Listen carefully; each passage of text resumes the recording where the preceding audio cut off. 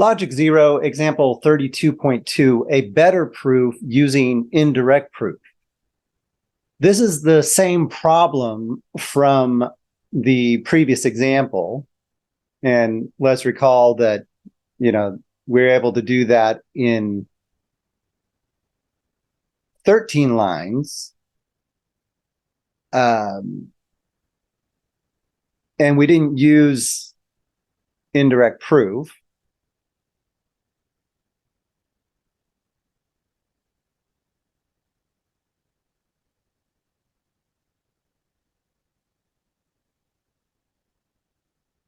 And so we have a problem that looks like this. Okay, so we're trying to derive neither C nor A from these two premises. And, I'm sort of indicating here, okay, that you should be using indirect proof. And, I want to show you maybe an intuitive way of getting to the kind of elegant solutions that are the correct answers on the exercises and quizzes. I want to show you the kind of process that you probably need to go through in order to get to those nice, very tight proofs. You're not going to just produce these proofs just out of the blue and by some sort of step-by-step process. However, if we are getting a clue that indirect proof is needed or preferred in some way, the easiest way to see if indirect proof works is just to negate the conclusion that you're trying to derive as a supposition and see what happens. So let's negate the conclusion that we're trying to derive as our supposition.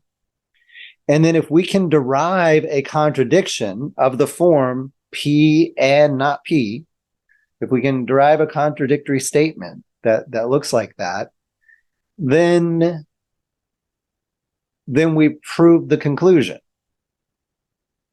And so let's see what happens. So, of course, we have this double negation. So let's get rid of that double negation from line 3, double negation there. And then we see, okay, C or A, and we have these two conditional statements in line 1. If we add those on separate lines, we can use constructive dilemma. And so let's try to do that. So from line 1, we can do simplification, get that, and C only if D and A only if B from line 1 by commutativity.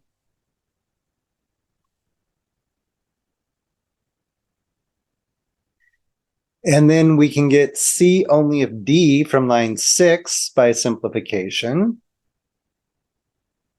And now we can do constructive dilemma.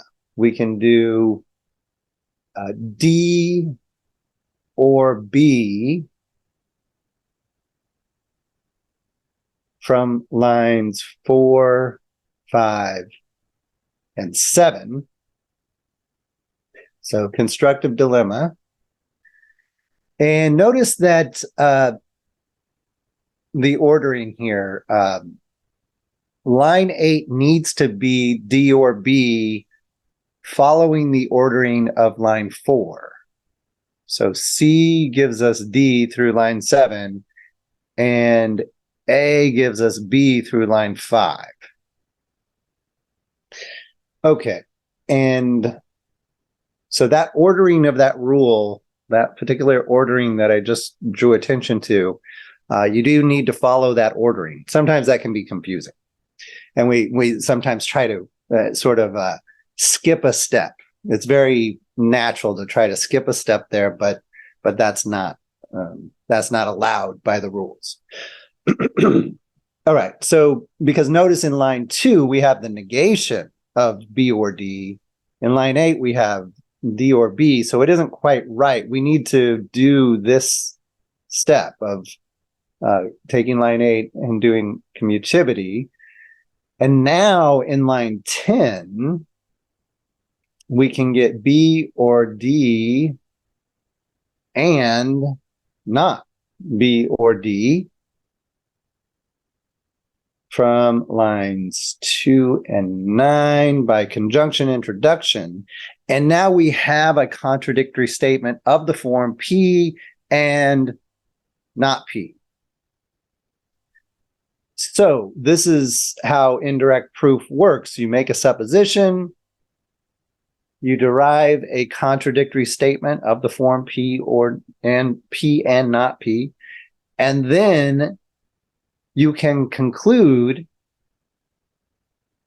the negation of your supposition. So we can negate line 3 through this indirect proof segments in lines 3 through 10 by indirect proof. So that's what indirect proof is you make a supposition, derive a contradictory statement from it, and then conclude that your supposition is false. All right, and then we're just trying to get to the next line. So 12, we can do that by double negation. So we can apply double negation to line 11, and our proof is done.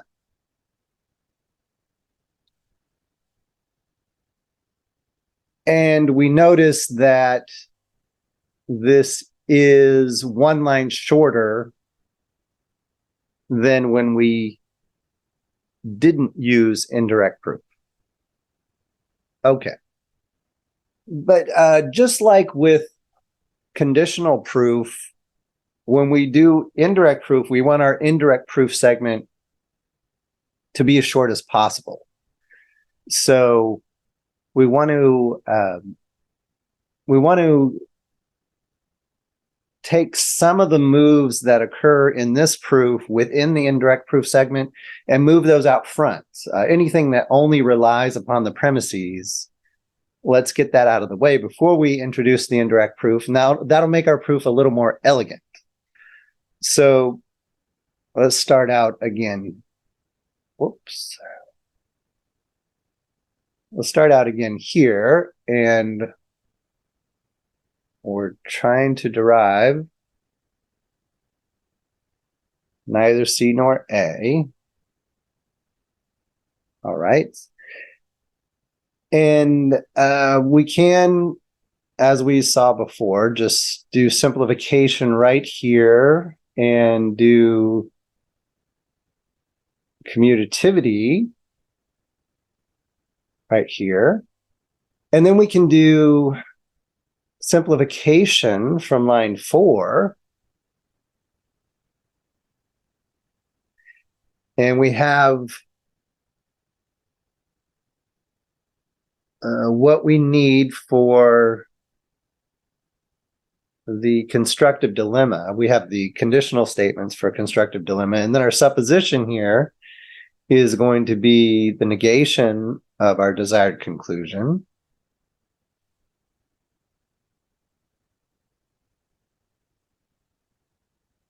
And we can get C or A.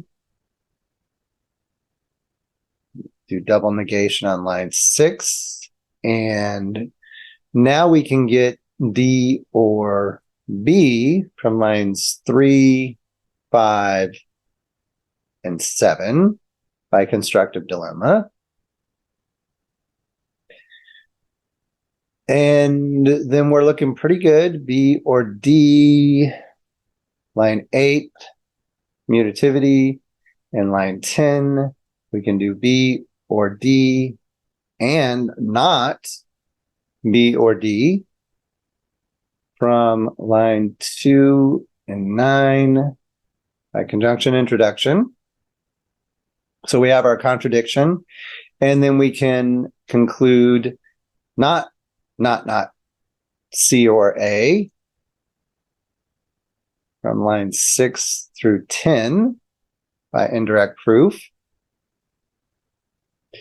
And then we can get not C or A, neither C nor A, from line 11 by double negation. And we've done what we needed to do. Okay, so that now shortens our indirect proof segment to 4 lines, where before we had, what, 5, 6, 7. We had 7 lines within our indirect proof segment. We're able to shorten that up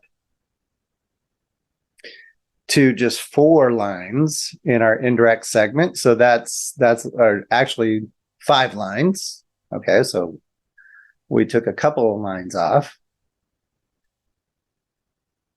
So that's better. But we can do yet better still. And now I'm going to sort of jump ahead to the most elegant solution.